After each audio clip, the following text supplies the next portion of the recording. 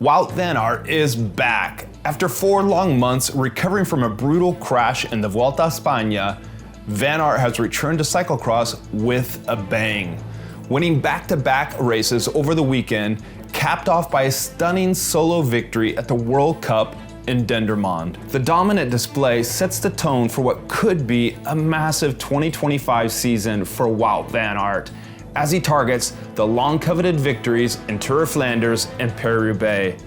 Van Aert's victory in Dendermonde was nothing short of masterclass. His fierce rivals were out to get him, but he powered through the mud-soaked course, leaving them a minute behind. He said, "Cyclocross races are so difficult, but great fun." With the mud still plastered across his face, he continued, "It means a lot to me, that's for sure. To be honest, I'm ahead of the schedule I had in my mind, so it's a confidence boost as I keep working towards the road season." The World Cup race on Sunday was a good show in the mud.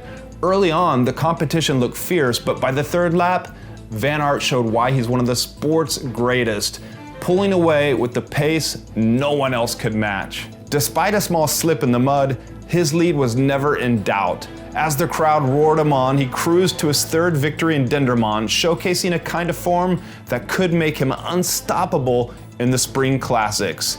This victory is particularly significant for Van Aert, who turns 30 next September and has made it clear that he wants in 2025 a victory in the Tour of Flanders or Paris-Roubaix.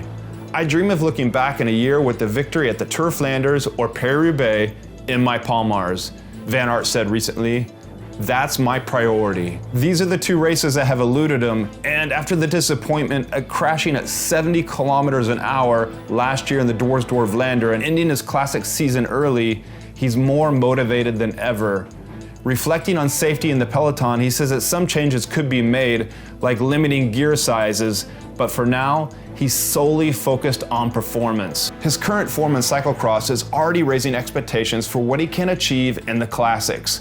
With confidence high and his training ahead of schedule, Van Aert's rivals will need to be at their very best to challenge him. While world champion Mathieu van der Poel is still setting out due to a rib injury sustained in an earlier cyclocross race, and Tom Pidcock is skipping the discipline altogether this winter, Wout van Aert is using these races to sharpen his axe and build momentum. He said after his weekend wins, "This is a great confidence boost for the road season."